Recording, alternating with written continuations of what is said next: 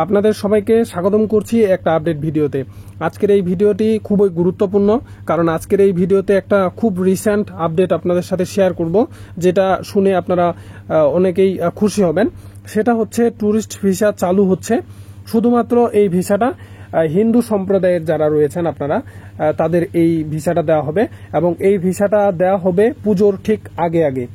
তো এই ভিসাতে নতুন কিন্তু কিছু শর্ত যুক্ত হয়েছে এবং কিছু নিয়ম কানুন অনুসরণের কথা বলা হয়েছে।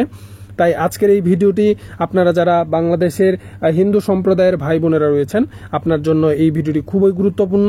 অবশ্যই ভিডিওটি না টেনে শেষ পর্যন্ত দেখবেন আপনারা।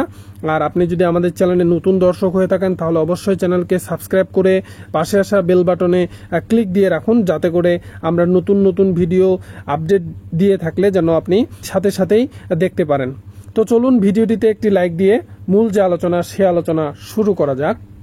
ভারতীয় ট্যুরিস্ট ভিসায় যে সকল নতুন শর্ত যুক্ত করেছে, সেটা হচ্ছে 1 নম্বরে শুধুমাত্র হিন্দু সম্প্রদায়ের প্রার্থীগণ আবেদন করতে পারবেন। অর্থাৎ ট্যুরিস্ট ভিসা চালু হচ্ছে ঠিক পূজার আগে আগে, এবং এই ভিসায় শুধুমাত্র হিন্দু সম্প্রদায়ের প্রার্থীগণই আবেদন করতে পারবে।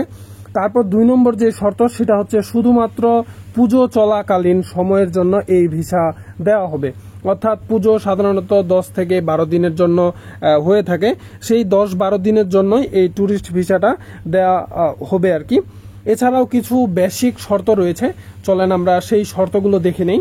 স্ক্রিনে যেমনটা আপনারা দেখতে পাচ্ছেন, বাংলাদেশিদের জন্য ভারতীয় ট্যুরিস্ট ভিসা পাওয়ার জন্য কিছু নির্দিষ্ট শর্ত এবং প্রয়োজনীয় কাগজপত্র রয়েছে। আবেদন প্রক্রিয়ার ক্ষেত্রে অনলাইনে আবেদনপত্র পূরণ করে নির্ধারিত ভারতীয় ভিসা আবেদন কেন্দ্র IVAC এর কাগজপত্র জমা দিতে হয়। ভারতীয় ট্যুরিস্ট ভিসার জন্য সাধারণ শর্তাবলী।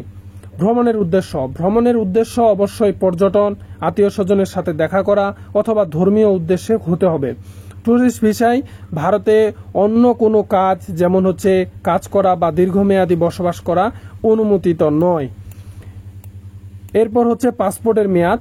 আপনার পাসপোর্টের মেয়াদের ভিসা আবেদন জমা দেওয়ার তারিখের থেকে কমপক্ষে 6 মাস বা তার বেশি থাকতে হবে।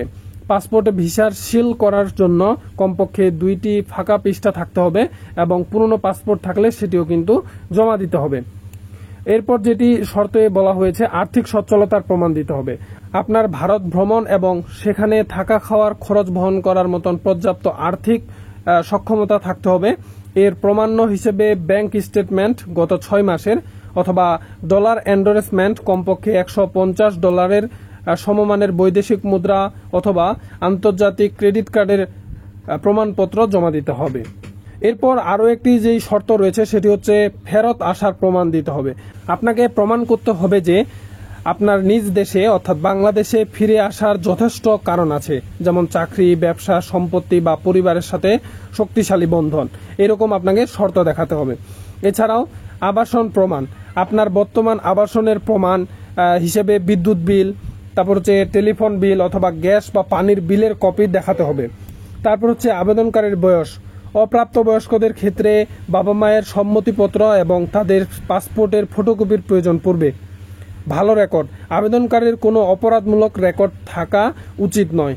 তো এই সকল শর্ত যদি আপনার থেকে থাকে বা এরকম প্রমাণ যদি আপনি দিতে পারেন যে ট্যুরিস্ট ভিসাটা চালু হতে যাচ্ছে বাংলাদেশি হিন্দু সম্প্রদায়ের ভাই বোনেদের জন্য, সেই ভিসার জন্য আপনিও কিন্তু আবেদন করতে পারবেন।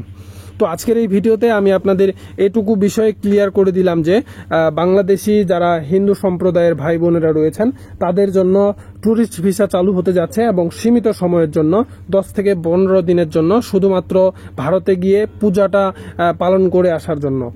তো এই বিষয়ে যদি আপনার কোনো কিছু মতামত থেকে থাকে, তাহলে অবশ্যই কমেন্ট বক্সে কমেন্ট করবেন, আমি উত্তর দেওয়ার চেষ্টা করব।